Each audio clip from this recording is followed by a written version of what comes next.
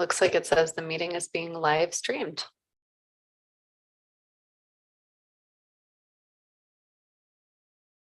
And you are good to go. Thank you. So good afternoon, everyone, and welcome to the May 22nd, 2023 Park Advisory Committee meeting of the East Bay Regional Park District. It is 4:06 p.m. And special thank you to Yuli for setting us up in this new configuration and having the microphones ready. And it seems very well set up today. So thank you very much for that. And if you could start by calling the roll, please. Okay. Member Bruce Henry. Member Susie Claxton. Here. Member Deschambeau. Here. Member Dieter. Member Espana. Member Peoples. Present. Member Mahadovan. Member Marsh. Present. Member Mendoza. Here. Chair Carlin Obringer. I am here. Member Bob Reed. Member Igor Skardov. Here. And Vice Chair Neil Titsui. Here. And that completes our roll. Were you called, Linda? I'm sorry, I missed that. Okay, great. Thank you very much. And then we also have some staff present today. We could identify who is here from staff, please. Absolutely. Today from staff, participating in the May 22nd Park Advisory Committee is Deputy General Manager Jim O'Connor, Project Manager Toby Perry, Management Analyst Claire Griffin, IS Technician Jessica Duncan, and looks like we have Ren here. Ren, is it Ren Bates? And Lieutenant Joe Kocher, and recognizing Alex with PrimeGov as well. So I'm going to. and I believe we're not going to have board member comments, so we do not have a board member present today. Thank you very much.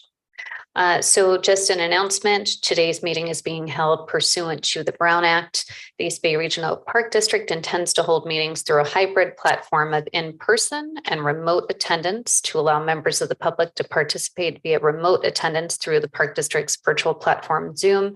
The Park Advisory Committee members and designated staff will, with limited exceptions, participate in person at the Park District headquarters. So we are here at 2950 Peralta Oaks Court in Oakland. Occasionally, members of the Park Advisory Committee may attend remotely pursuant to the Brown Act as amended by Assembly Bill 2449. We are providing live audio and video streaming. Members of the public wishing to make a public comment can do so in person or via Zoom by submitting an email or leaving a voicemail. And this information is noted on the agenda. If there are no questions about the meeting procedures, we will begin. And I do want to note, we do have two committee members participating remotely. So we have Member Marsh. And so Member Marsh, I'm going to ask, are there any individuals 18 years of age or older present in the room at your location? No. Okay, thank you. And we also have Member Claxton participating remotely. Member Claxton, are there any individuals 18 years of age or over who will be present in the room at your location? No. Okay, thank you very much. And with that, we can begin the agenda. And as Secretary Padmore noted, we don't have a member of the board here today to provide a presentation. So we are going to go right into the agenda and approval of the minutes. And these were from our meeting on April 24th, 2023. Are there any questions about the minutes from committee members? Okay, if not, I would ask for a motion for approval. Okay, so we have a motion by Member Henry, thank you. and a second by member Mahadevan. And I guess we have to do a roll call vote, don't we? Okay, so I will turn that over to you, please. Member Bruce Henry. Sorry, I lost my right here. Member Susie Claxton, Yes. member DeChambeau, Yes. member Dieter, Yes. member Espana, Here. member Peoples, member Mahadevan, member Marsh, Yes. member Mendoza, Yeah. Chair Obrinker, Yes. member Reed, member Skardoff, Vice Chair Tsutsui. Yes. That completes. Okay, great. Thank you very much. So the next item, I figured since we are still getting used to meeting in person, this is only our third in-person meeting and only my second in-person meeting chairing. I thought it might be nice to start this meeting with an icebreaker so we can get to know one another just a little bit better. So I have one icebreaker question, and I just would like to suggest so we can go around the room. So you're up first. No pressure, Vice Chair. And take 2 to 3 minutes to answer it if you can. So the question is, so we're all here on the Parks Advisory Committee. So what is your favorite regional park and why? Okay, I'll kick it over to you. Well, And there's no right or wrong answer. okay. We're not gonna be graded on this. No, Okay. no, or judged in any way. Well, of course, everybody will say this, but it's so hard to choose, right? There's Mhm. legalists, but and I think that's the diplomatic answer. But I'm going to say Wildcat Canyon, partly because it's right in my backyard, so that's my most commonly visited park. But also because it's just so diverse. There are like ridgeline trails. There are some beautiful hidden away canyon trails. There are some really narrow, hardly used trails, and some really wide, super busy trails. And so it has a little bit of everything for everyone. So that's my favorite park. Okay, Jim, you're sitting here, so I'll turn it over to you next. Oh, which is my favorite child? One of my favorite parks, I think, when I first came to the park district is probably Del Val, because it's so amazing. Once you get over the hill and you come down into the park, it's like you're in the Sierra foothills. And there's camping and there's boating and there's an amazing trail system. It connects right up to the Ohlone Wilderness. So I've always found that as a really great park to visit and go hiking, because it just, you can get over that hill and you don't see, a lot of homes and a lot of buildings. And so that's probably one of my favorites. On the board tour a couple of weeks ago, I said Dry Creek Pioneer, and it has sort of that same effect that Jim talked about. You go over the hillside, you don't really see what you would call civilization. But to choose a different one, Brooks Island, many of us were at Together Bay Area a couple of weeks ago, and just looking at Brooks Island, knowing the biodiversity that's there, but also the native significance is special. Well, I have 3 separate favorite parks, and they're all related to Martinez. There's the Shoreline, and there's the Franklin Ridge, and then there's Briones. So I'll call Briones. It's got seniority. When I got transferred to Louisiana for my work, my family and I went up to Briones to say goodbye.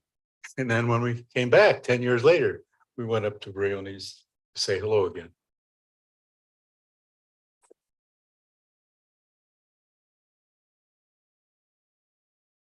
Of course, I don't have one favorite park. I love a sunrise or sunset at Coyote Hills. I love to run on the trails with my friends up at Skyline Gate, which is Redwood Park.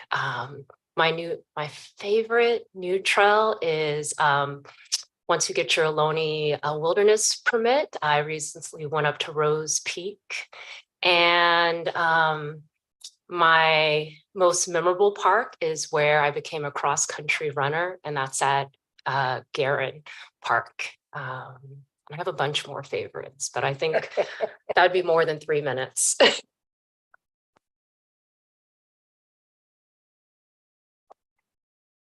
I'll make it easy. I do have a favorite park. I've probably run there for 41 years, or run and walked. I don't run anymore. You got to save my knees for what's left.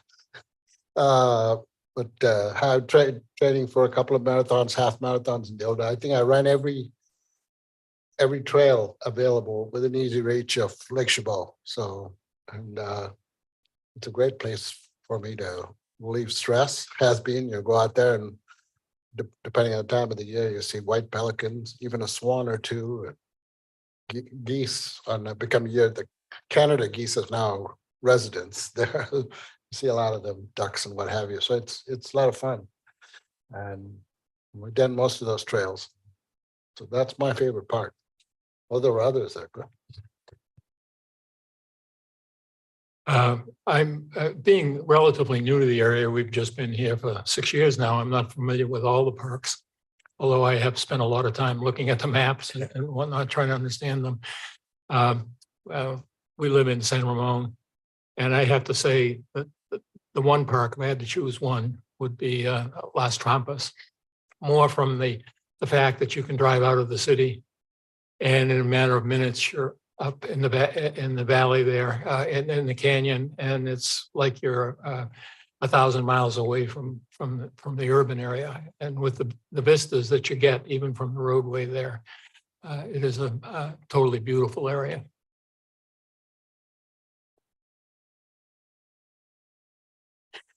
I think everyone's expecting me to say Thurgood Marshall, and it's true. It's just, it's true. I'm Thurgood Marshall Regional Park, home of the Port Chicago 50, is one of my favorite parks. It's a newly acquired park. It just, for me, I didn't know Thurgood Marshall's role in the Bay Area. So to learn about that significant contribution was something that really kind of opened a lot of doors to my own history that I didn't know. So yeah, I would say that. And then as a follow-up, I really do love Waterbird, just because I think there's so much room for education at that park, and so much to talk about. So that's all I have. I live in Montclair, and I feel like I have access to so many parks from where we live. But I can't get my horse there. My horse is closer to Briones, so that's where my heart is, at Briones. Pleasant Ridge is my favorite park because when I mountain bike, I can get there right from my house. I never have to use my car. So I feel really good about that. And there's also just a really wide variety of trails up there. So depending on the bike or hike I want to do, I can really tailor it to how I feel that day. And then similar to what Bob said, when you drop down into Sinbad Canyon, you feel like you're 1,000 miles from anywhere. I'm so fortunate to have that in an urban area. Well, that's kind of a toughie. I'm Irene Dieter, and I would say the park that I use the most is Crown Memorial State Beach Regional Park. Anyway, that's my favorite. I know it inside and out because I do not have to get in a car to get there. I can just walk the beach every day of the week, and I get to see different sunrises and different sunsets. It's ever changing. And we spend so much time looking up close that it's nice to look out wide. And so I enjoy that. If I had to get in a car and drive somewhere to a park, I would probably say Briones is very nice. I really like that park. Thanks.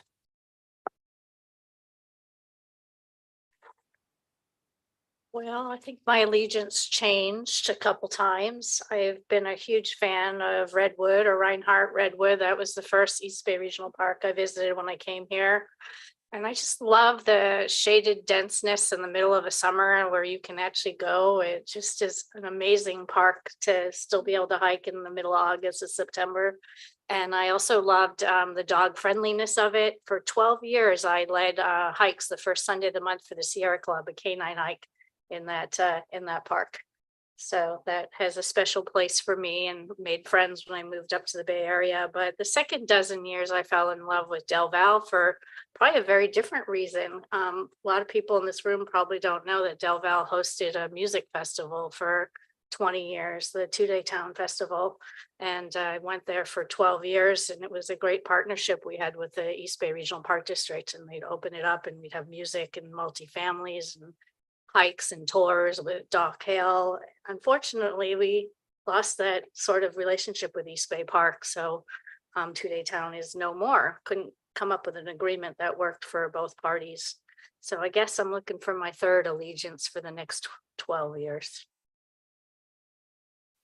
Thank you. Could we have the two members on Zoom share with us?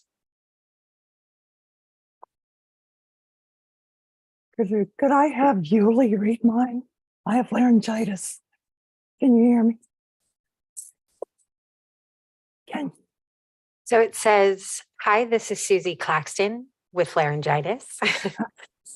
Coyote Hills is my favorite park. I became a docent there about 10 years ago. It has the saltwater bay, the freshwater marsh, and oak woodland ecosystems.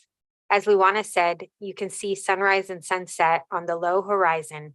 I've participated in June bird and butterfly festivals, gathering of the Ohlone peoples, and Halloween evening hike with kids and parents many times. Thank you. And then we've got one more on Zoom, committee member Marsh. Hello. So I also picked Thurgood Marshall, home of the Port Chicago 50. It's one of our newest parks, and the reason that I picked it is that it has a special place for me because I was able to participate in the naming of the park. So that really hits home for me because I'll be part of the history of naming a park. Thank you. And, you know, I'm torn because I'm very proud to have Thurgood Marshall Regional Park in the city of Concord. And I really appreciate the community effort. As was just mentioned, many people advocated for the naming of the park. And there's all this additional history that keeps coming out,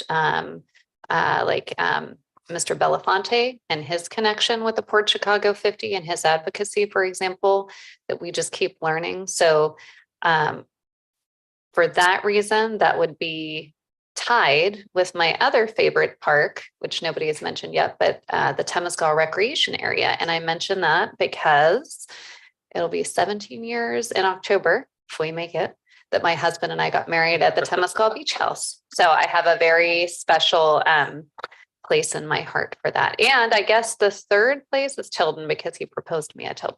When we went on we used to go hiking there all the time before I got involved in public service. So those are my three.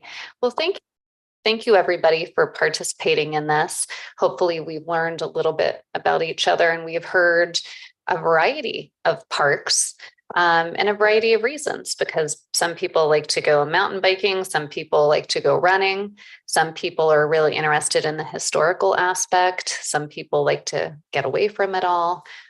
So it just really highlights music festivals, other dogs. I love that too.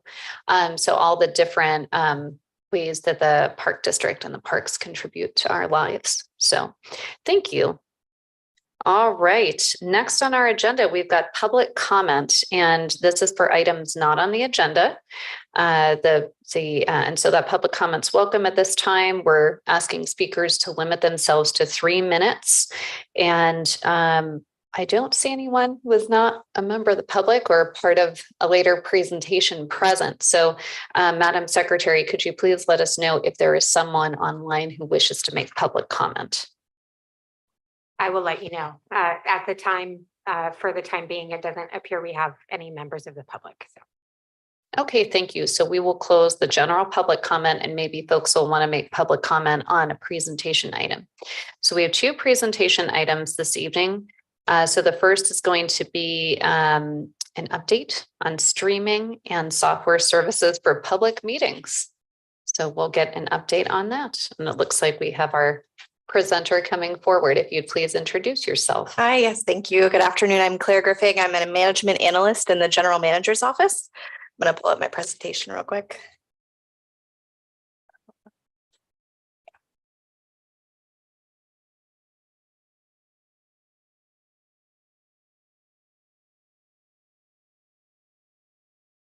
All right, well, thanks for listening to me today. I'm going to be providing an overview of some upcoming changes and how we manage our hybrid public meetings. The Park District's public meetings, including board and committee meetings, are currently streamed live through Zoom as part of our contract with PrimeGov. You've probably heard of them as they start streaming your meetings. And this was established early in the pandemic. Over time, we've moved to primarily in-person meetings with a hybrid participation option, but meetings are still using the same format we developed in 2020 when we were fully remote. The Park District determined long-term goals for the public meetings, and we've come up with an excellent solution to achieve these goals. So the reason that we're making the change is our goals are to determine a long-term solution to support streaming of hybrid public meetings, provide the best experience for members of the public, to provide virtual public comment, watch the meeting live, or watch the meeting recording, as members of the public have come to expect this hybrid meeting experience, as well as being able to access recordings later on. We want to align with best practices of public agencies and demonstrate a high level of professionalism. So we did look at what other similar public agencies in the East Bay are doing, and we'd like to align with what they're doing. And then we'd also like to increase security and incorporate safeguards to improve the meeting experience for all. So with those goals in mind, we have a recommended videography service called Swagit, which is actually owned by PrimeGov. We've identified it as an excellent resource to meet the goals for more functionality and on a permanent basis and extend an enhanced public experience. At their regular meeting on May 2nd, the Board of Directors voted to amend an existing contract with PrimeGov, the contract we have where PrimeGov does the streaming for us for these meetings. And the amendment will provide additional remote videography service by this company, Swagit, as well as meeting software services for board and committee meetings. Swagit is a remote videography production service that can provide high quality video and graphics and live stream our public meetings via Zoom webinar, which is a service option that's not provided by PrimeGov. Swagit offers live meeting software, which can be seen on this slide. I know it's very small, I apologize. This includes the time stamping feature, which means Swagit directors who are in a remote facility will be recording or time stamping exactly when an agenda item took place on the video, which allows for board members, committee members, staff, and members of the public at a later date to click on any agenda item, and it will take them to that agenda item in the video, making it a lot more user-friendly when you're looking at those recordings. They also provide reliable customer service, 24 hour customer service, AV expertise, multiple directors that manage the live meeting remotely, and access to a separate emergency broadcast facility if they need to use it.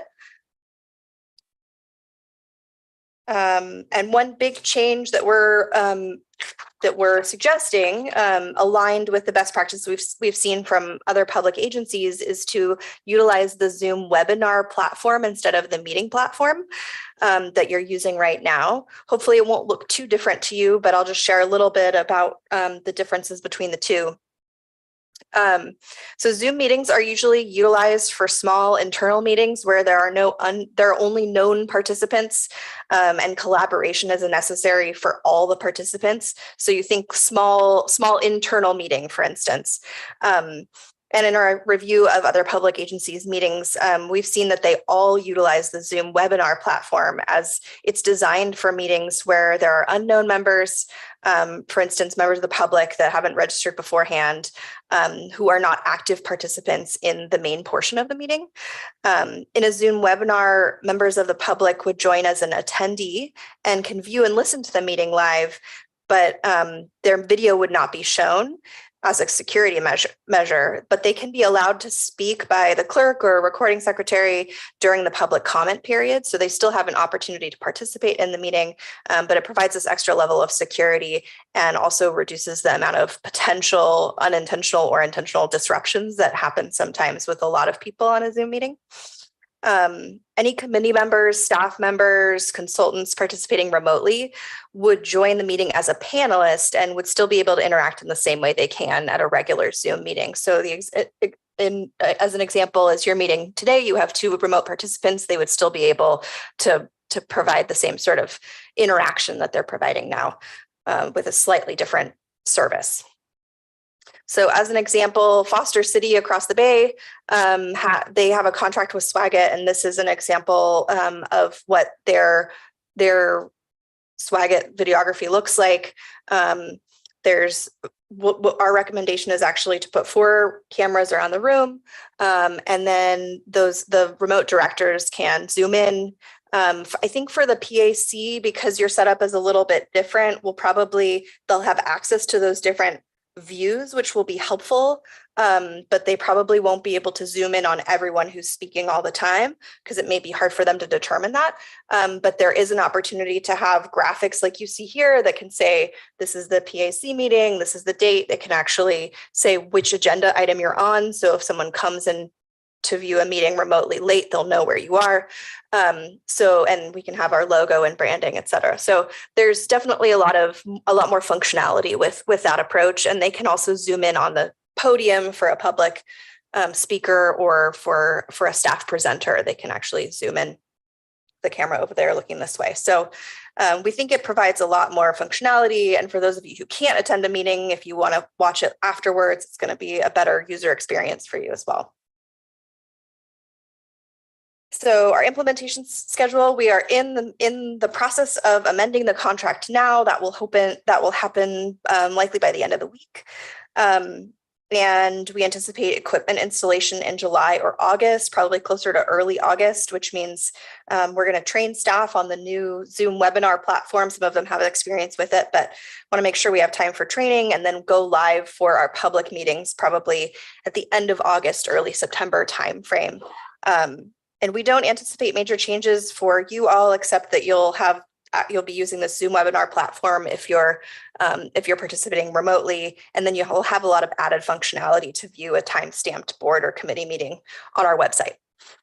So you won't have to go to YouTube directly. These things will be hosted on our website too. So that concludes my presentation. I'm happy to answer any questions you have. Thank you very much. Go ahead, Vice Chair.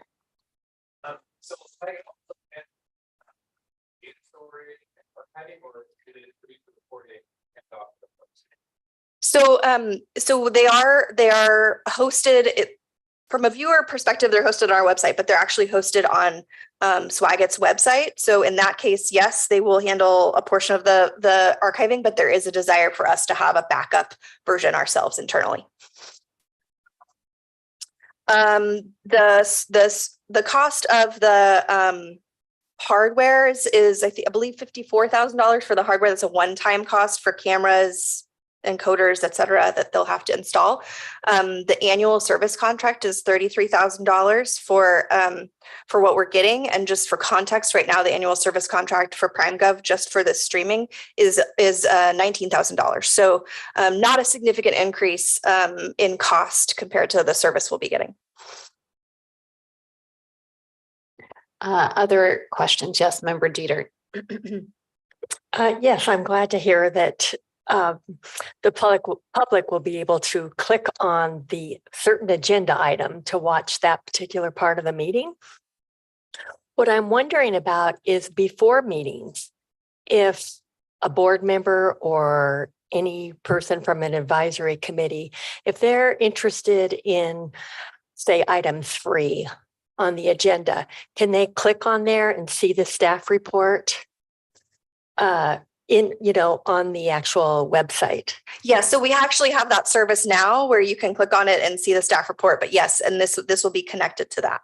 So it will be this separate staff report. You don't have to go through the entire 1, 2, 3, 4. Oh, it goes just the way city government does. If you're only interested in item 6, you would just click on item 6 in the agenda, and that would be where you would read the staff report.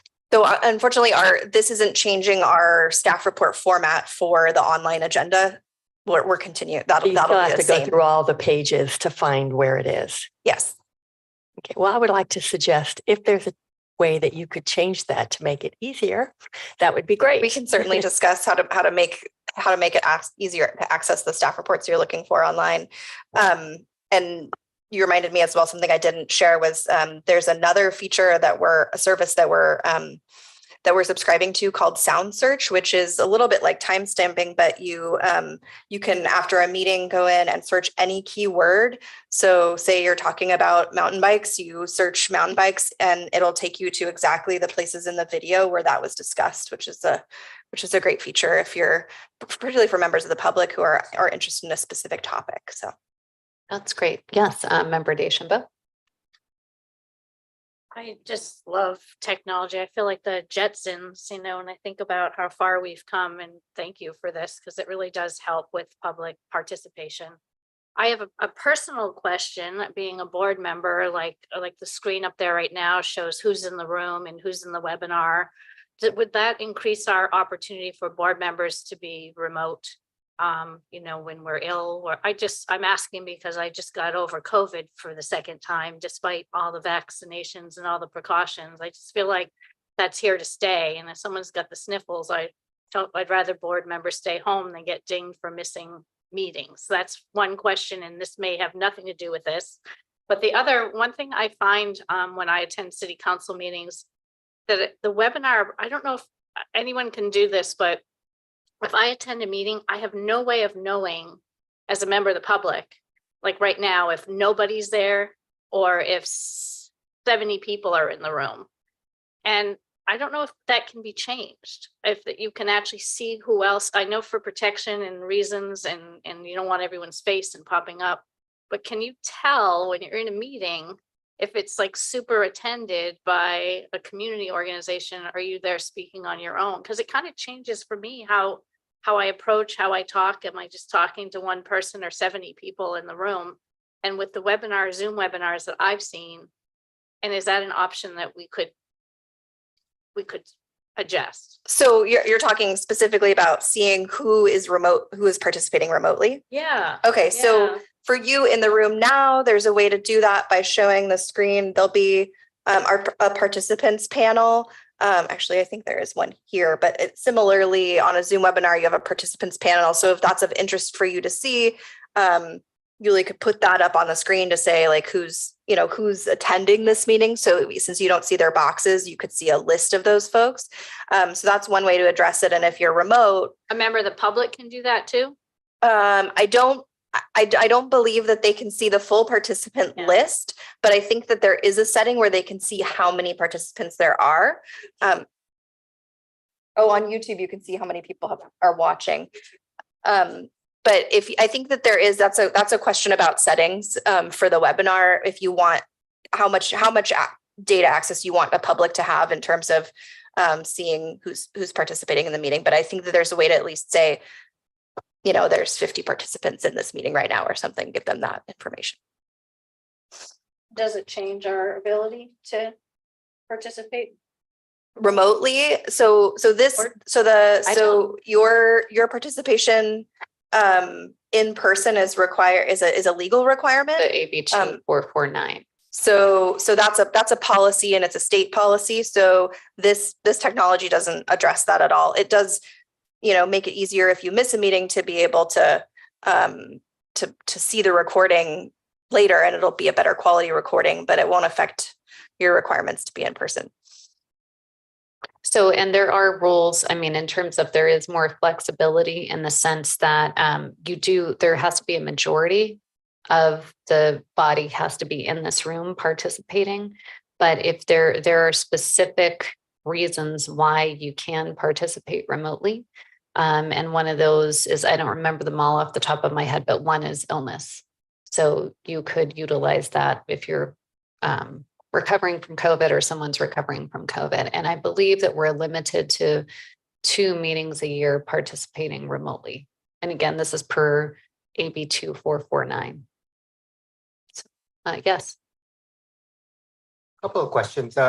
One, I've been enjoying the YouTube and Zoom meetings for board and PAC and others as well. So that is that going to change at all?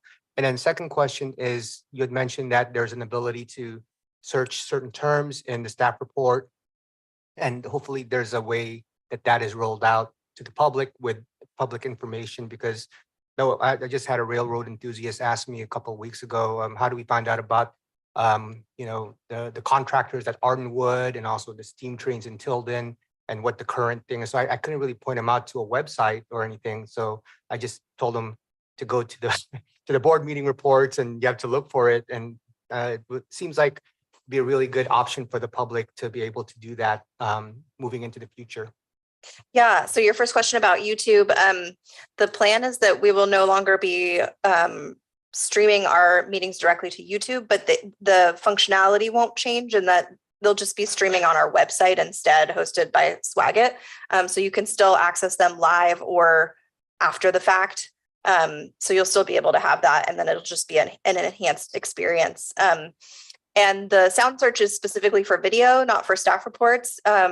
But I believe our website does have a way to search keywords. So you might be able to find the staff report you're looking for by searching our website. Anybody? Yes, Igor.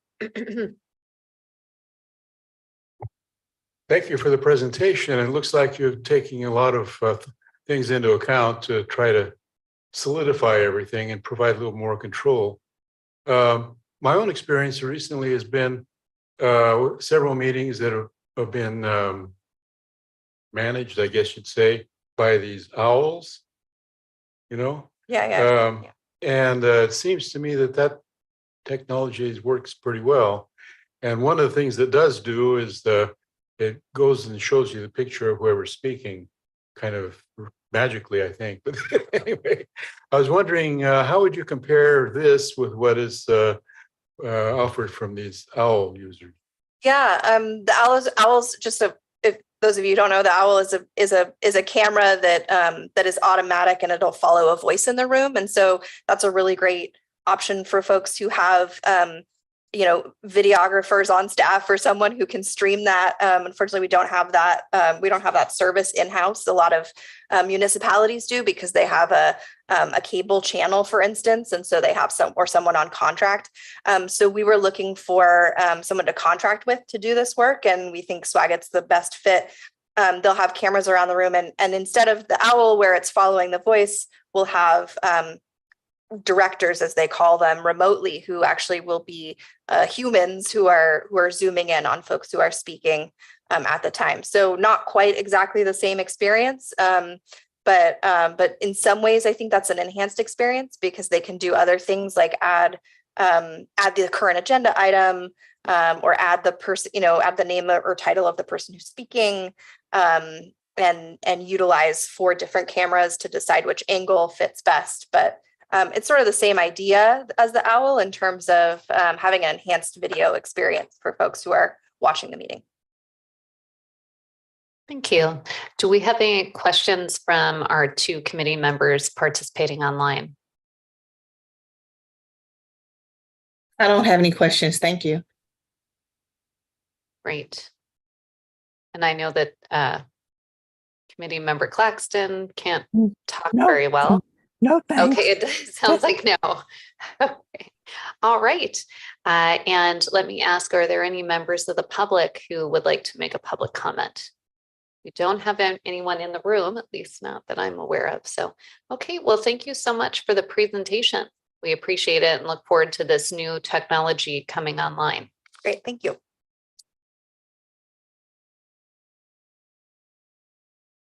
Okay, and then our second presentation item tonight is going to be a discussion about the Peralta Oaks North Building. It's an informational discussion. Welcome, if you'd please identify yourself. Sure, happy to. Good afternoon. I'm Ren Bates. I'm the acting chief of design and construction. I'm going to introduce Toby Perry, who's the project manager on the building. It's right across the street. It was purchased by the district in 2019. 2019. Been working on plans for that. So Toby's going to give a project overview and update and where we are to date. We have submitted, I'll just preempt that and say we have submitted plans to the city of Oakland. And so we're sort of in planning review at this point, hoping to, well, I won't steal Toby's thunder. I'll let him present. We'll answer questions as appropriate. Thanks.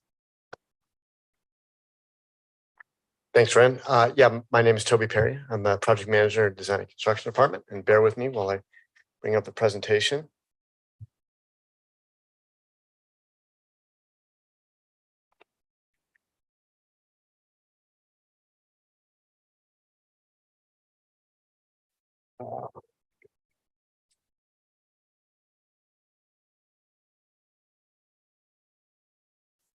No, that's just some videos. It's not the presentation. It's there. There it is. Yeah, there it is. Okay, that's it. Thank you. Julie and I discussed this earlier, that she was going to be my Zoom hero if I needed it. And we talked about how everybody needs a Zoom hero. All right, so back to this. Okay, there we have it. All right, and Julie, do we have a laser pointer if I need one? It might be helpful. Otherwise, you can see my cursor on the screen. Okay, I think we're okay, Julie, because I can use the cursor. All right. So as I said, I'm Toby Perry. I'm in the Design and Construction Department. I'm a project manager and managing this Improve Peralta Oaks North project. It's my pleasure to present this to you. I've been working on this project since 2019, when the district first acquired the building and property across the street. But the district's efforts to find a new home for its public safety division go back much further. So it's exciting that we're almost complete with the design phase of work and plan to be in construction next year. In front of you on this slide is a rendering of how the building will look and function as you approach it from the street when the renovation is complete. So Ren mentioned it, you may or may not be familiar with where this building is located, but just in case, you can see here in this image that we're sitting now in this building right here.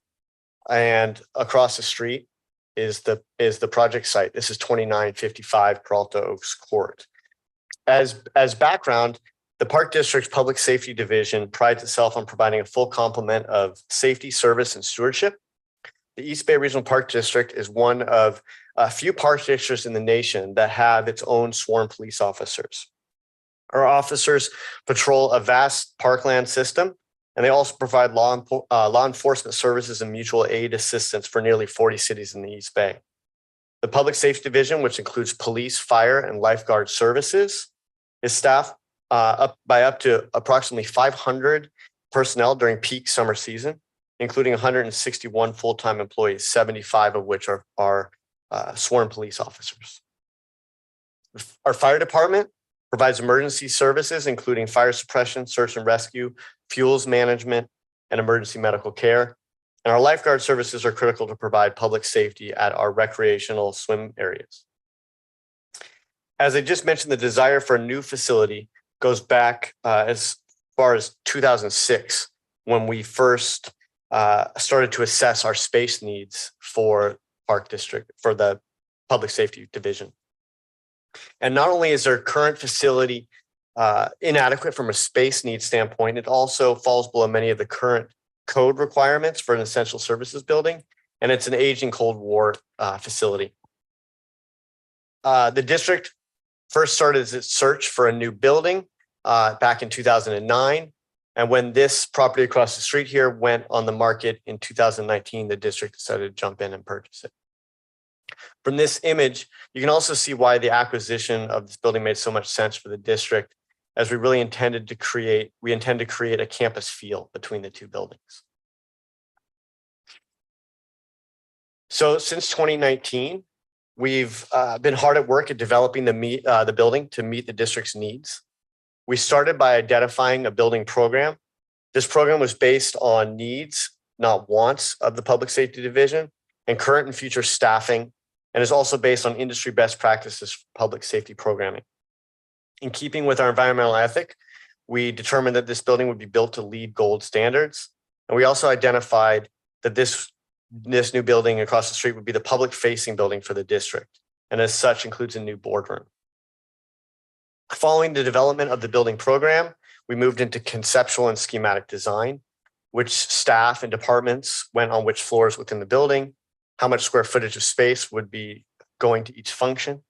We met with individual board members, finance and building services, reservations, and public safety to design the boardroom and the lobby and determine what other non-public safety staff would move into this building, which will be reception, reservations, clerk of the board, and human resources staff. So that staff will be moving out of this building and across the street. Last summer, we completed, and that's along with all of the public safety personnel.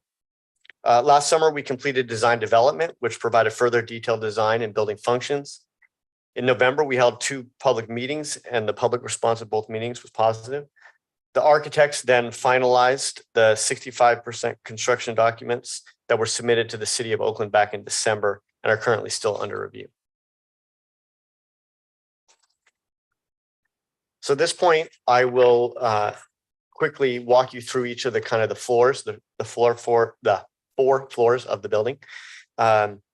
In total, the building has about 105,000 square feet, of which about 2/3 of that is occupiable space. That's basically excludes the space that's within the building for parking. So just in case you have trouble seeing the legend, blue indicates space for public safety only. Green is district administrative space. Tan are spaces that all staff can access, and beige is public access. It's the public space. In front of you here is the basement floor, which is public safety space for property and evidence, and then is also the parking there in white. All of the parking within the building footprint will be limited to district staff and board members for safety reasons, security reasons. And so no member of the public will be able to park within the building, but there's ample parking surrounding. This is the first floor of the building, which is where you'll enter the building as a member of the public or if you're non-public safety staff. The beige and tan area in the center is where the lobby and new boardroom and EOC and meeting room spaces are. So this is the new boardroom space here, the new EOC or Emergency Operations Center. This is the lobby here. The green in the lower left is where our reservation staff will be. They're currently in this building here and they'll be moving over. This is where our reception staff are, who are also in this building currently and will be moving over. It's really been an important part of this project to make this new building the kind of the public face of the district.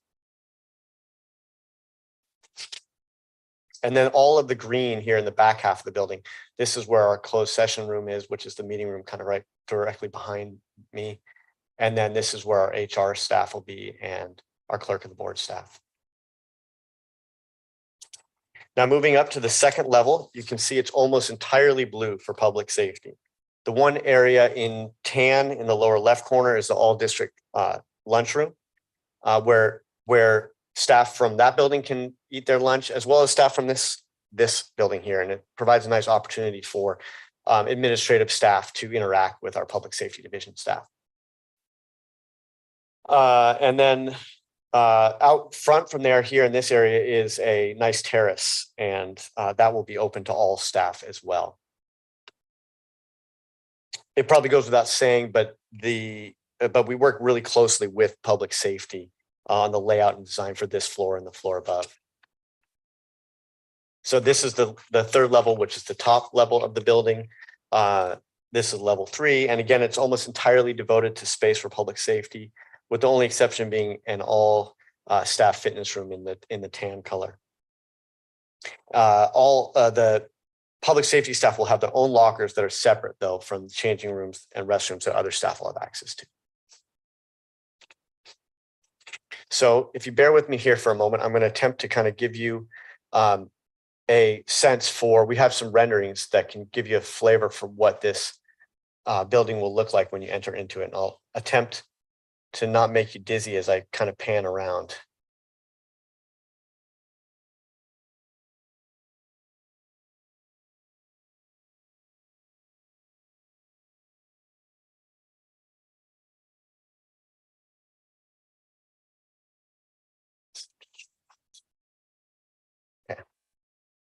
So this is that main lobby space. This is where you'll walk in as a member of the public into our new lobby.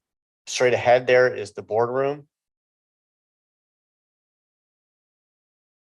As a member of the public, you'll come through these double doors and you'll be greeted by our reception staff right in this area here.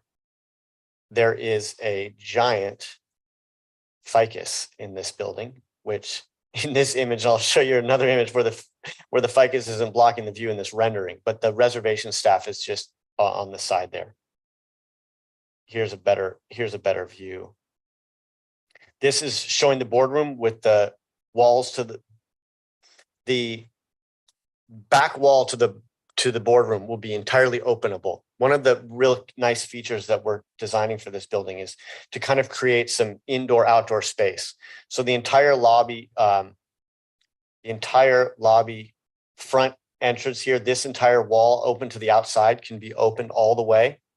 And the wall to the boardroom can be open all the way. So we're trying to create really large, flexible spaces that the district can use for not just for board meetings, but other meetings, whether it be community meetings or internal district meetings, PAC meeting also. So here in this view, you can see a little bit better the doors that will take you into the reservations office space in there. That would be right through here. It's a little hard to tell from this angle, but we have very high. A lot of this ceiling here is very high. It's a neat building with big glass high ceilings.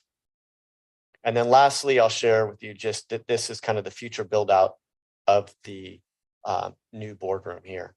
As I just mentioned, as I pan around to the back, this is showing it with the back wall closed, which is how it'll be most of the time when we're having a board meeting. Obviously, for noise considerations and whatnot, we'll want to have that closed, but it can open. And then this wall here opens to another room, which is the EOC meeting room. But during most board meetings, when there's not a simultaneous meeting going on in that room, which it will be the majority of the time, this wall can open here. And through that next room, there's actually some windows that you can see out that are west facing. So there will be some natural light coming into this room most of the time when we have board meetings or whenever we can, when there's not two meetings happening concurrently, which will be the majority of the time. Now to go back to my presentation here, bear with me.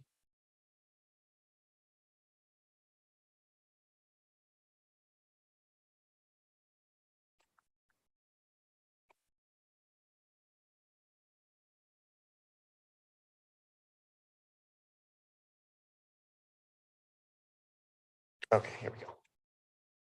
Here's just another example of where this is on the third floor, kind of when you come out of the elevator. This is kind of some open staff space in front of what's going to be the fitness room area.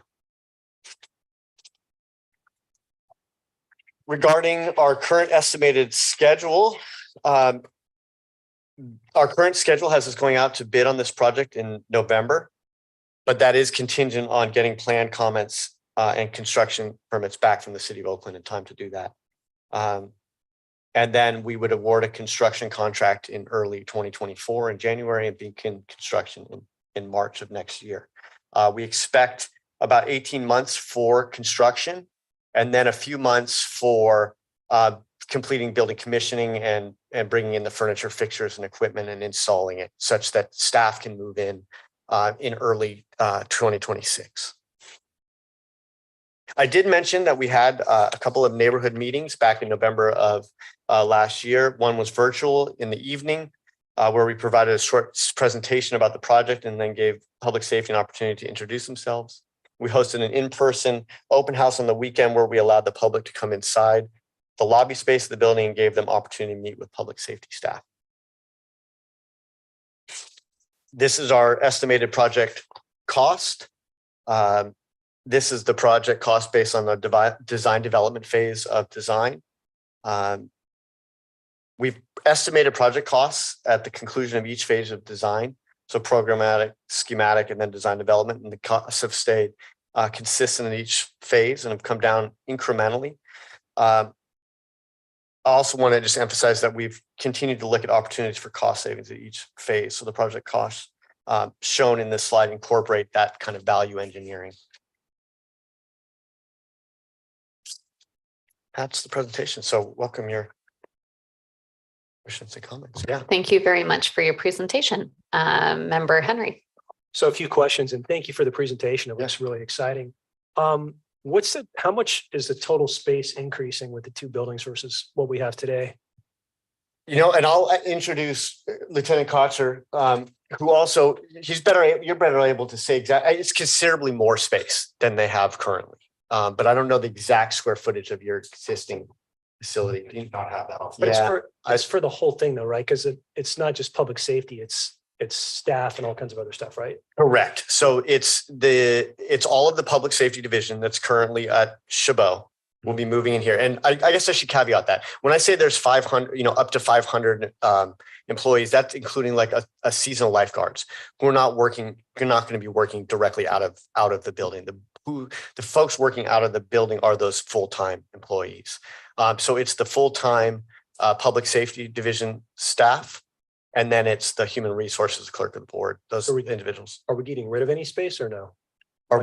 So the district is going, the public safety division is going to leave that facility at Chabot. However, it is still going to be the district's space to utilize however it desires to. And that no decisions have been made as to how the park district is going to occupy that space that public safety is moving. I was just thinking from cost savings, because it seems like the trend is for organizations to actually shrink what they have, right? And then, so the other one kind of along those same lines, it looks like there's a lot of offices in the general staff section, and there is some flexible workspace too. And I know it's not real popular. I haven't gone through this personally, but the company that I work for, they went with 100%, like nobody had a dedicated office. And part of that was because so many people don't come in every day now anymore. So I'm wondering, is it needed to have all this dedicated space, or could you potentially put more people in the same space based on, probably not for public safety, but for other folks, based on how often people are really coming in? Would it be possible to shrink that and then potentially sublease or do something else just to bring more money into the district? Yeah, I mean, maybe I'll defer to Deputy General Manager. So a couple of thoughts on that, Bruce. Is one, the district is still in an expanding phase of staff because we've added quite a bit of property in the last 15 years or so. So we still have many parks to open. So there's still an expanding phase of adding staff. But in light of what you said, we are looking at those same things. Like, for instance, in this building, we've just done a reconfiguration. Our Regional Parks Foundation moved out to Pleasanton, the offices in Pleasanton, next to our creative design group is at. And here what we're doing is, because we do have work from home staff, staff can work from home. So we have hotel spaces, we call them. Yep. So those are mixed staff spaces. You're talking about shared space where they can come in and use that. So we are working on that in this new work environments. We're adding those types of spaces here too. But we're still in an expanding phase. I know in a lot of like technology companies, they've really not needed as much space anymore, but we're still in that expanding phase. And we've really not, we've had a lot of field staff over the last few years, but not a lot of administrative staff that support those functions. Yeah, because right now what happens is staff here, they work 2 days remote under our current agreement with 2 days remote and 3 days in the office, depending on what their schedule is, whether they have a flex schedule or a 4-day schedule. Yeah, and I just wanted to reiterate too that a majority of this space is for public safety staff, and their work from, I mean, correct me if I'm wrong, but their work from home kind of life is very different from the administrative staff. And really the majority of this building is for those individuals. Yeah.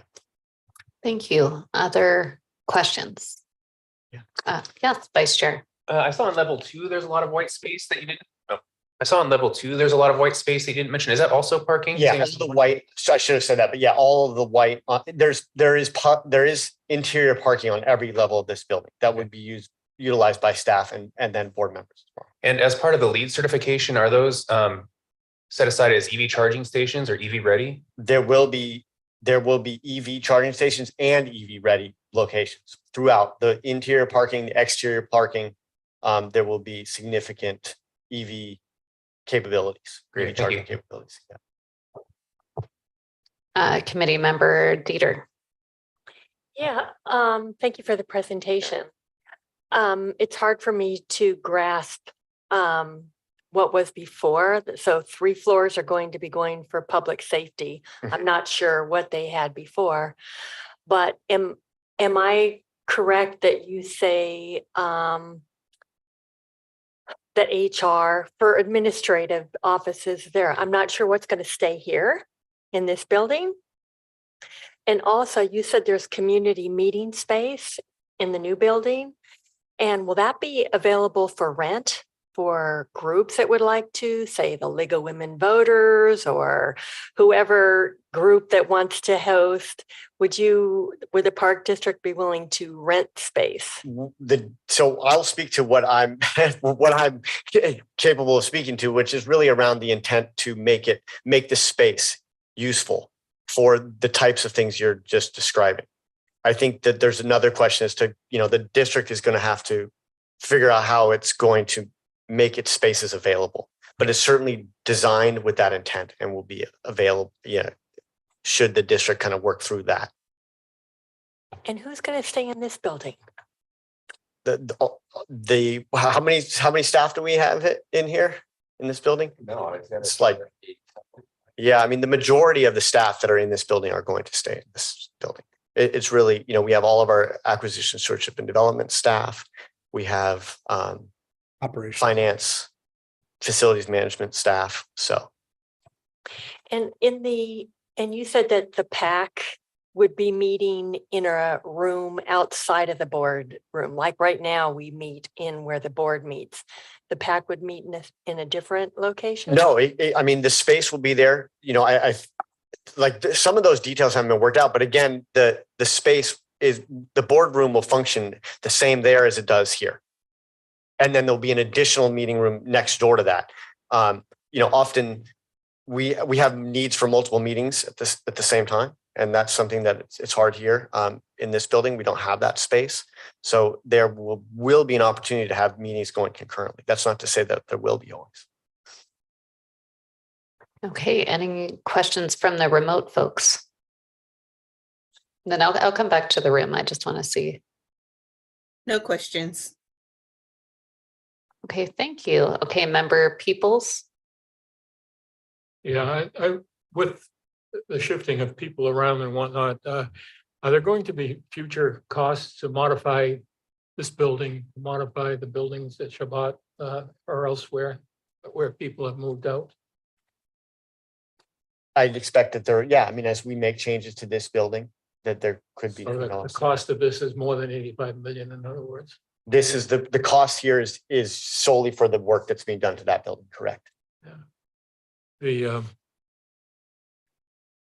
The other question I guess I have is understanding the how all this work is going to be financed. Where's the money coming from? Yeah. I was going to have Ren speak to that. Sure. So financing plan is being developed currently. There are promissory notes were released in 2012 for the development of this public safety building in a different location. So there's a remainder of that will be utilized. We'll look to use general fund monies at this point too. And then based on that, look for another bit of promissory note in the future to make up the balance. But as I said, we're still refining that as we get along, working with our finance department and looping in the general manager as we develop those plans and waiting on our final estimates for construction. Thank you. Sure. Member Scaredoff, I saw your hand up earlier. Thank you for the very interesting presentation. I was especially, my interest was piqued by your mention of LEED's gold standard. I understand that to be in large measure an environmental requirement on the building, that the materials being used are not environmentally harmful, and that energy conservation is a high priority. And so I was wondering if you might kind of walk us through some of the LEED gold standards that apply to this building and how that's going to make this more of a environmentally friendly building. Yeah. In particular, I was caught my attention was that there's a lot of glass, and I think the glass tends to be an accumulator of energy in buildings, especially if it's facing the west, which a lot of that is. And so is there a special glass that can be used for that, or some kind of shading requirements? But basically, what's being done to make sure that this is a environmentally friendly building as we can make it? Yeah. So there's a few things that go into it. One you mentioned is, sustainable material procurement. As you discussed with the glass, part of the trade-off though is not replacing as much as we can. So in the sense of the glass, all the glass in the building is staying. There'll be new film adhered to it, but the glass is all staying.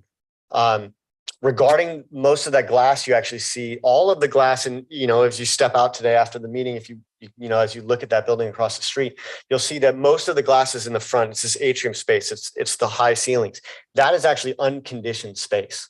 So if you notice when I showed the reception, it's kind of a built-in little office space in there. That's so that the space that those individuals are working in, one that's secure, it is a public safety facility, but predominantly it's so that they're not too hot or too cold, because the space that's in that atrium is unconditioned space. Also means why when we open the doors, we don't open the doors and suddenly lose a bunch of heat. Regarding the main components that are going to get us to lead in this building, one are an upgrade of all the mechanical systems. So new energy efficient lighting, heating, air, all of those systems are going to be brand new and up to very high standards. And then and I've had two, and the other one just escaped me, but I'm sure I'll remember it in a moment. Is the solar, of course. So on the one hand is using less energy, right? And then on the flip side is generating energy. So there's going to be solar panels throughout. We're working through exactly the needs to offset our energy demands, but at a minimum, all of the exterior parking will have solar panels overhead, which has a dual benefits. One is generating solar. The other is protecting wear and tear on all of our fleet vehicles for public safety. So that'll be in the car, essentially carports with solar on top. And then there may be additional solar needed on the roof of the building. The question is whether that's just preparing that for future installation, or whether we're going to do that right now as part of We can always sell it back to PG&E. Correct, although things are always changing in that regard. Thank you. So I do have a question, and then I'll go back to member Peoples. So I just wanted to understand, because we have this come up in my city all the time. So in terms of building it, is there a certain percentage? This is a big project and it's a public project. So is there a certain percentage that you use? Do you have a project labor agreement on this, or do you use union labor to build, such a big Yeah, this issue has come up with our board.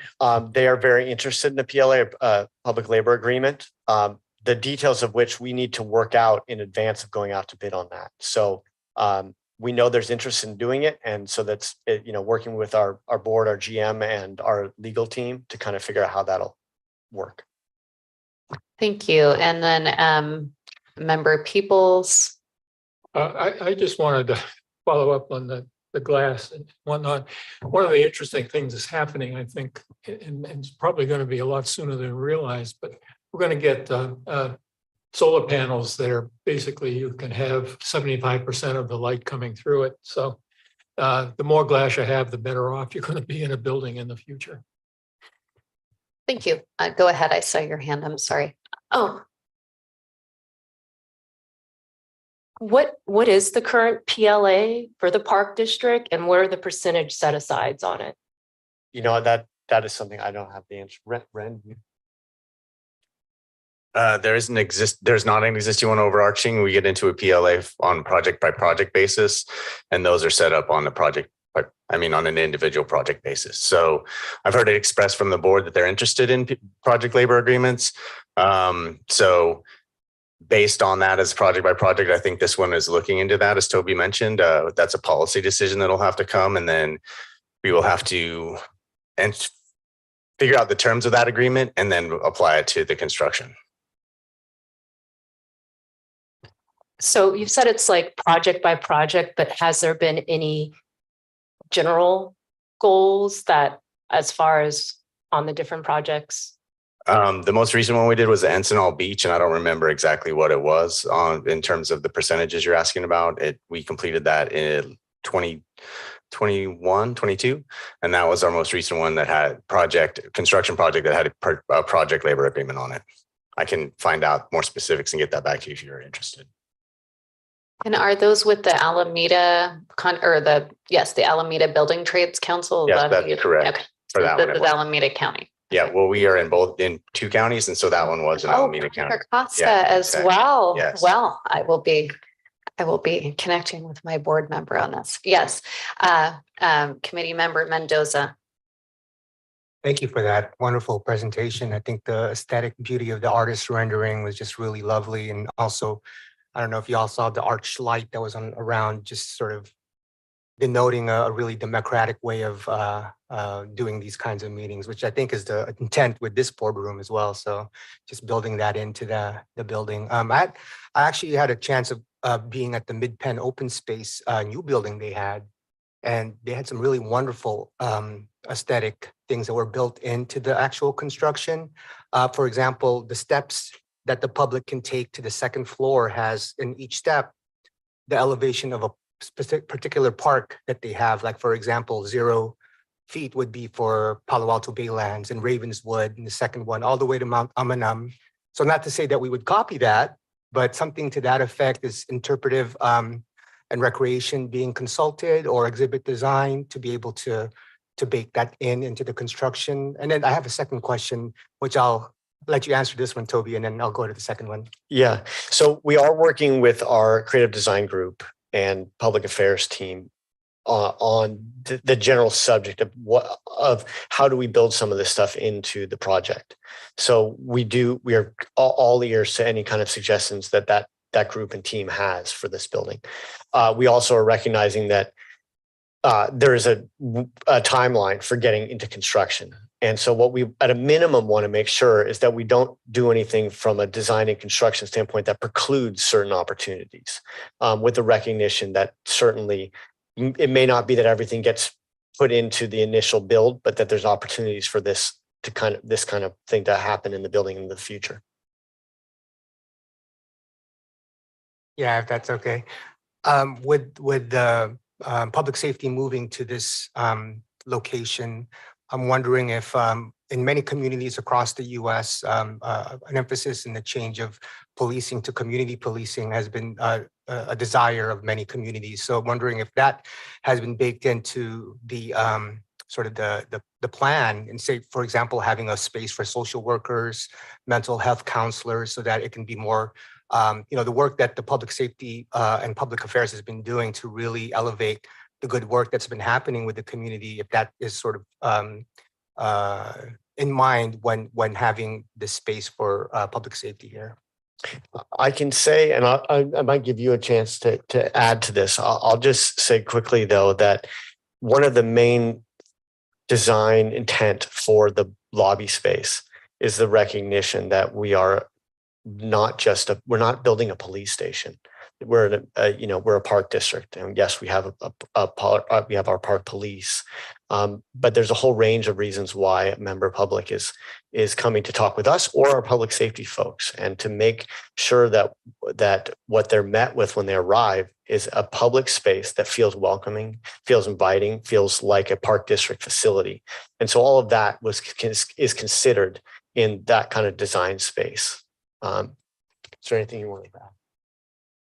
Hello, Terrence Kotcher, Police Lieutenant, Regional Parks Police. It's a great question. And I can say that in some of the discussions that we've had in planning some of those spaces, specifically floor 2 and floor 3, there are some flexible spaces in there that are not identified at this point. And as the Deputy General Manager stated, one of the things that makes our district great is we are constantly growing. We currently don't have a program of on-site counselors or on-site social workers, but as society moves, we have to move. So this building is thought about and designed in a way that we can be that amoeba and be whatever the community needs in 10 years and 20 years. hopefully in 40 years. So we don't have that currently, but we have the space to be able to make that a reality if it does become necessary. Okay, you had a question, Dev, and then Linda. You said we acquired this property when when was the building built? Sorry, when Do you know when the building was built? the mid 1980s. It was occupied from 1985 to 2007 by the state insurance fund. Okay, yeah. Having been organizations where we had both renovation as well as greenfield, it's always better to build from the ground up if you can. But LEED also had a LEED certified building, so it means that you can't take certain things out, or you have from the day you demolish, you've got requirements, how they're disposed of, blah, blah, blah. Yeah, So, absolutely. so there are a lot of restrictions, I understand, and that was silver LEED certified, so your gold is even more restrictions, including environmental, as Igor was talking about, so. But there are limitations when you have a building that you already have that you're working on. So. There are, absolutely. Linda? Really interesting questions, comments on the public labor agreement, things like that, and a gold lead, but I can't help but sharing a case example. I'm retired from the US EPA Region 9 office. And one of the things that EPA started looking at as a large agency was not only to make sure that the building that we build over there or remodel over there is green, but to really look at the contracts, not just for the public labor agreements, but that the companies that we choose, if both people make a recycled carpet, for instance, does one have a better environmental purchasing agreement than another one, and make that part of the, the decision making along the way. And I'll just share the irony of the US EPA remodeling Energy Star Gold lead. We ended up with a contractor who did our carpeting in such a way that we ended up with an indoor air problem that lasted for 3 years. And we had a number of employees who were sick and filed lawsuits. And so, just thinking about who your contractors are, how green are they? And just learning from other agencies. I just can't even tell you the irony of that, of the EPA regulating indoor air in our own building becoming toxic because of some mismanagement of our subcontractors, with all the focus that we'd be a LEED green building and an Energy Star building, and still. So I just had to put my 5 cents in there because it was quite a disaster, and it literally took 3 years to clear the air of of course, that was a 10-story building, not a 4-story, but right. Anyway, I just Okay, had to thank you. throw that out there. That's so Good lessons learned. Yeah. Cautionary tale. This is just general, so not necessarily for this specific project. Actually, I can just move it like this instead of leaning. So what are the parks just efforts towards diversity supplier or getting different businesses that you're going to could potentially use for this certified to do business with East Bay Regional Parks? Yep. That's a great question. In terms of, for this building in particular, it's going to be design bid build, is required by public contracting code. Procurement on the level you're talking about is a whole nother level. The district just recently did a environmental purchasing policy that was adopted by the board. So that was in effect. But in terms of the overarching, we are limited by the statutes that are for purchasing and how we then enter into agreements with consultants and vendors. And we have to get certain amount of bids for the dollar amounts that they are. And so there are a lot of constraints to that. In other words, we don't have necessarily the flexibility or the freedom to choose whomever we want. So it depends. It's a difficult question to ask. I can't answer it on a policy level for the whole district. I can say from a public contracting code, we are required to take a low bid. Last year, the state legislature opened up the district to have design build, which is another option, which is more of a best value. Unfortunately, we haven't got that into policy, and where we are with this building across the street is it's too far along to pursue that because we've already got design plans basically that are in planning review. So in design build, you would start and have bridging documents much earlier, which gives us more options for selection in terms of the folks that will deliver. So I don't know if I necessarily answered your question entirely well, but I think there's a movement in the district to find out, to incorporate all of these comments that have been made into our purchasing and moving forward with our contracting.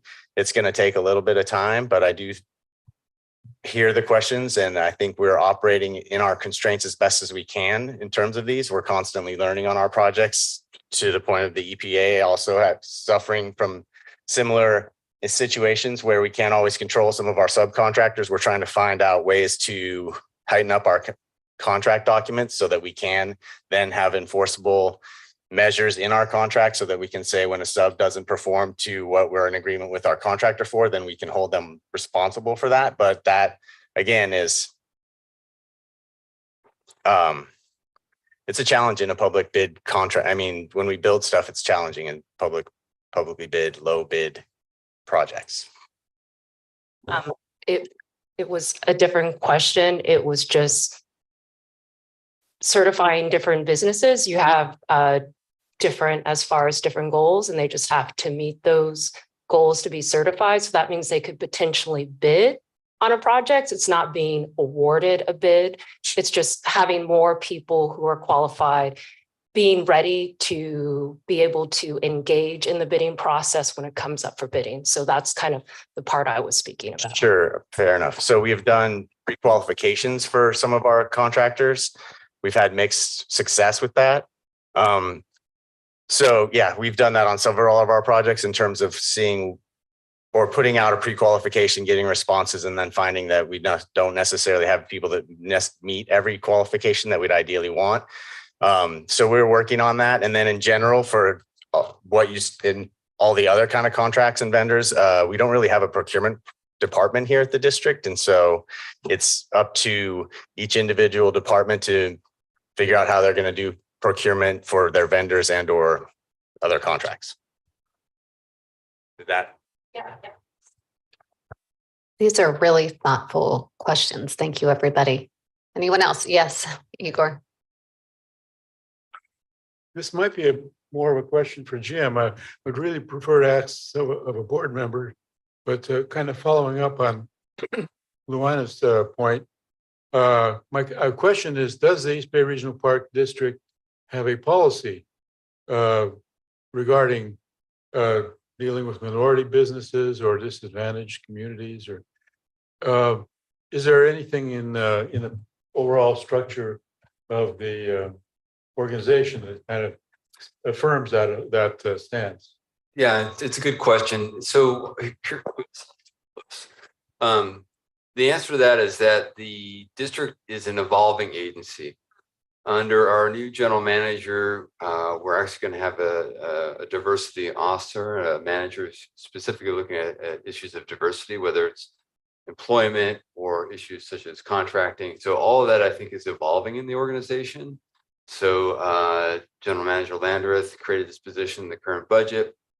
Hopefully I had that hired before the end of the year.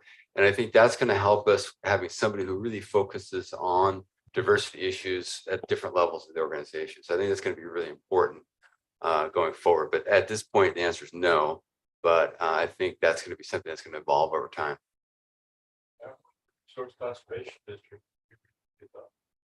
policy, and our little organization doesn't. And that's certainly an interest of our board. Great. Anything else? Okay, thank you. I'm going to just ask Madam Secretary, is there anyone who'd like to make public comment on this item? Yes, Madam Chair, we have Kelly Abreu. Kelly, are you available? And Yes. Kelly, you have 3 minutes to make your public comment. Thank you. I think that there was somebody making comparisons to the EPA headquarters building construction, a new building, and somebody else who talked about the comparison benchmarking to the Mid-Peninsula Regional Open Space District in Los Altos. And I'd like to throw out some more benchmarks. Now, this facility appears to be 68,000 square feet because that's how many square feet they had in the building at the time of purchase, although it's not really clear to me how many are being built today, but let's pretend it's 68,000 square feet. And this building on that slide, it said $85 million. But if you go back and look at that slide, it doesn't talk about the acquisition cost. And if you go back at look at the press release from a couple of years ago, it talks about another $14 million for building purchase. So that adds up to what? $99 million and $1,500 a square foot. Now, for benchmarks, let's look at the Cupertino City Council. They directed their staff to prepare options for a new city hall building that they hope to build.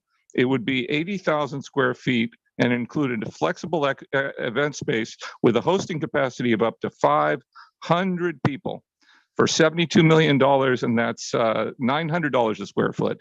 By the way, Cupertino is the site of the Apple spaceship, one of the most flamboyant and expensive buildings on Earth, or at least in the Bay Area. The Mid-Penn building, 40,000 square feet, $65 million, $1,600 a square foot. And that's what you get. That's what you pay to build in Los Altos, I guess. But if anybody gone to their old headquarters, the atmosphere there was so wonderful. They had stuffed animals, the rustic atmosphere, reminiscent of that Tilden Visitor Center. Reminds me of that. So yeah, it's really kind of a nice kind of a reminder of the East Bay Regional Park District facilities, the old one, but that's gone now. And they put in something which I think you might want to use as a benchmark because it's really gold plated at that amount of money for that few square feet in Los Altos, a nice part of Los Altos. Let me tell you, there is no bad part of Los Altos as opposed to building next to Oakland. Thanks. Thank you. Is there anyone else who would like to make public comment? No? Okay, great. So we're going to close the public comment.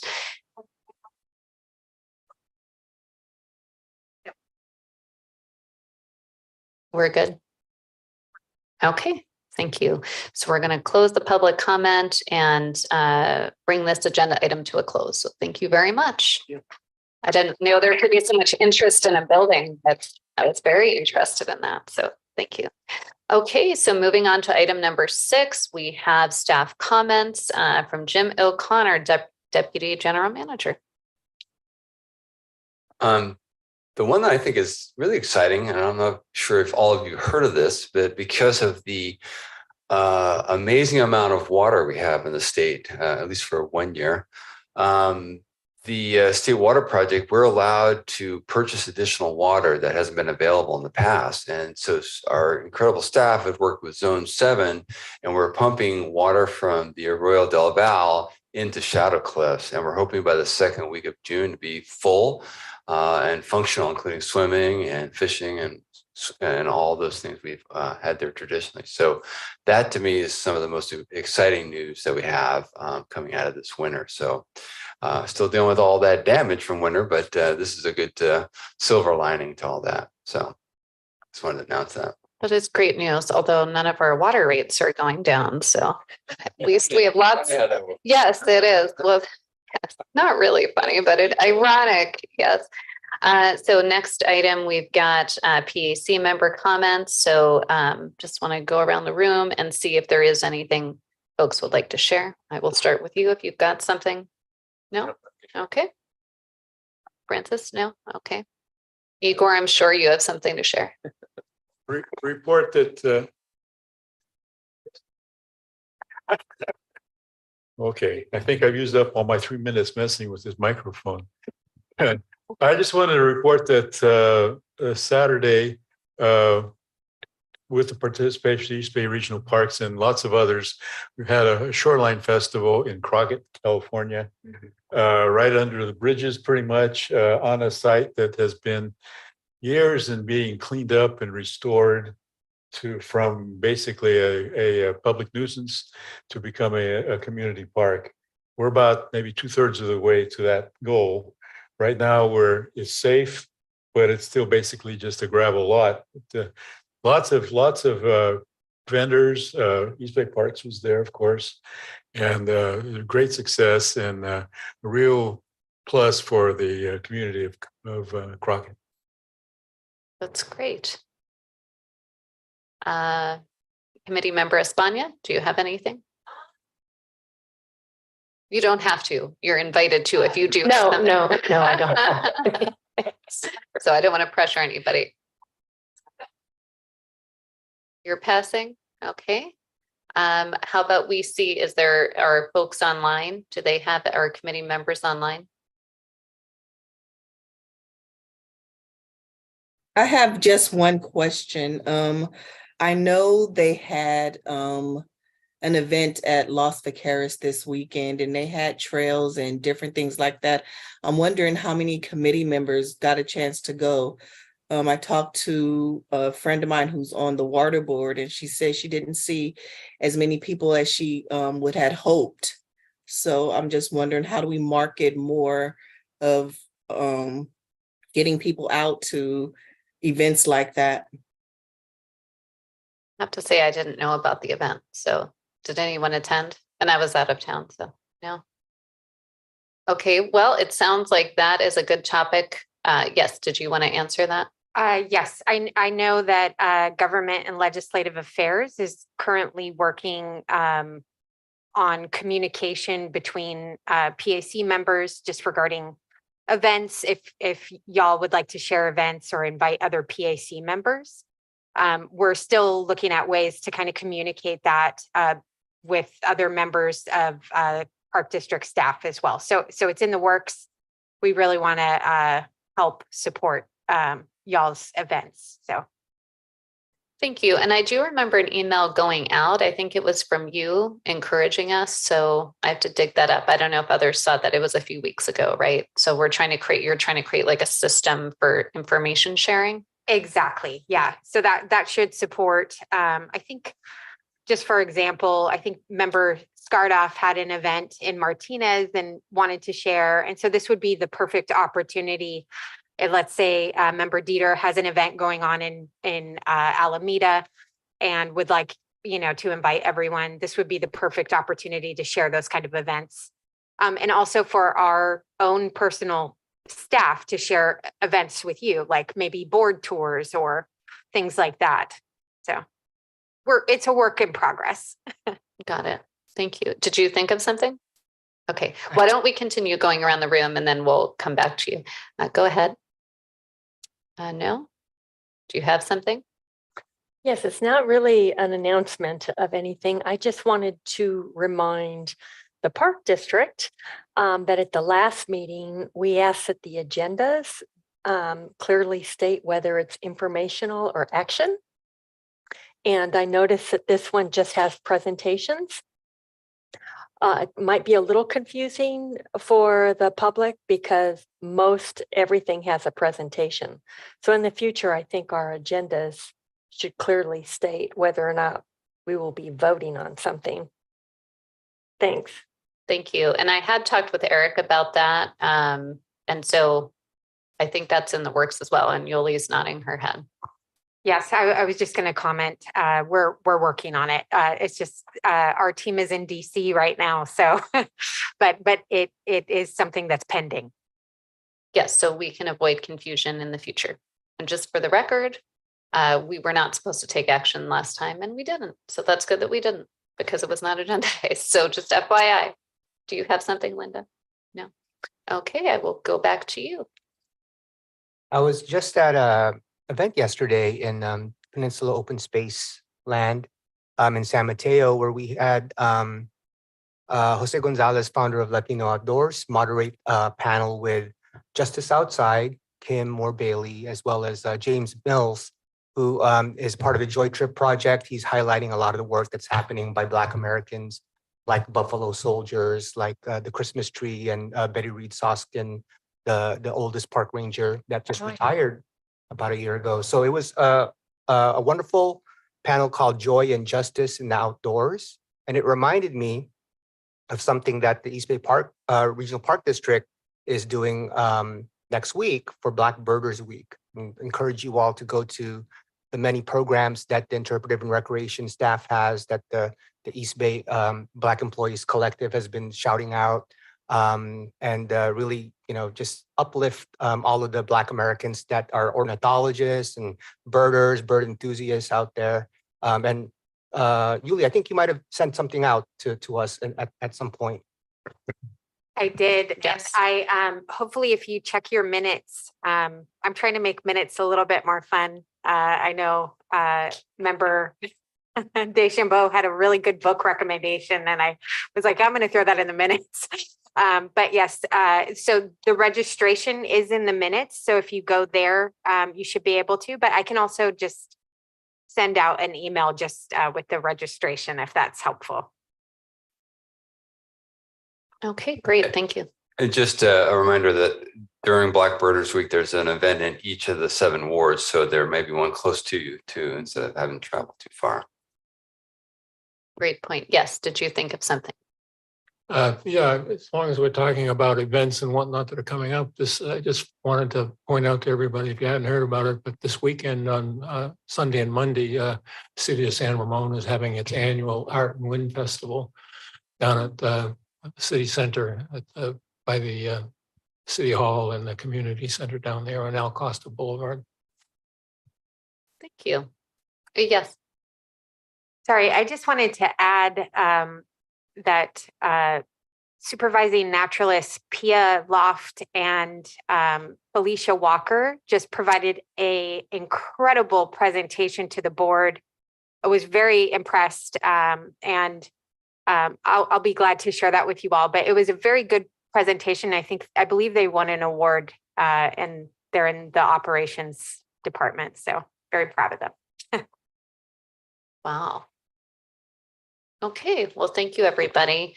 I'm going to move on to report from the chair, and just my one bit of information. As we continue to try to improve processes, as we've been talking about tonight, whether it's with the agendas, information sharing. There will be a Brown Act training that's coming up, because I know there was a request for that from some of you. Do you happen to know, Yuli, when that is going to be held? I don't believe a date has been determined yet, but it's in the works.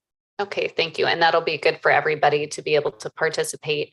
And then also Marie Arce, who had served as our finance committee chair, has moved out of the area.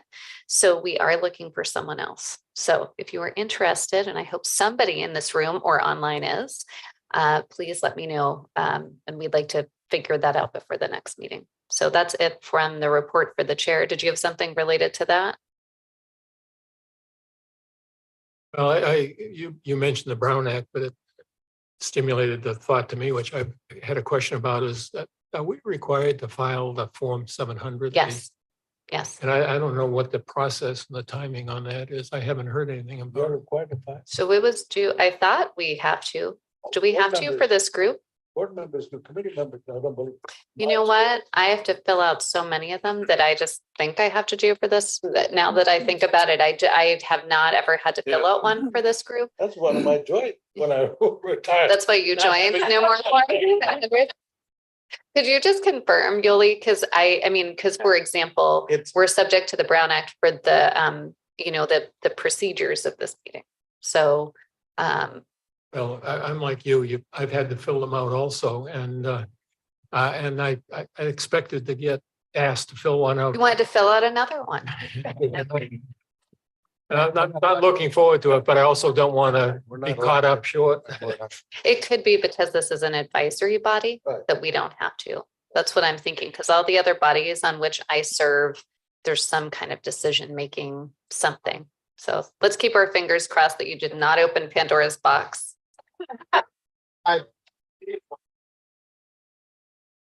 Yeah.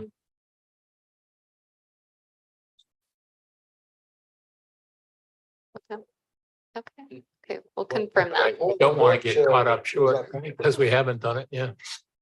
My board chair, this board, Cullen Coffee, our council. Don't call him for about 40 years. But Cullen was the one who said, no, I did research that. I believe we paid for the opinion, it's written opinion, but that was Okay. one district. Good to know. Okay, we don't have any board committee reports. I don't think there's oh, yes. My apologies. I have a member Claxton's comments here. Okay, okay. And it says Susie would like to report that 75 oak trees were planted this past Saturday, May 20th at Quarry Lakes, EBRPD recreation area in cooperation with Urban Forest Friends, a local nonprofit of which Susie is a member, along with 40 community volunteers. Susie acted as a coordinator for this event with EBRPD and hopes to bring volunteers into more of our parks to plant trees where needed.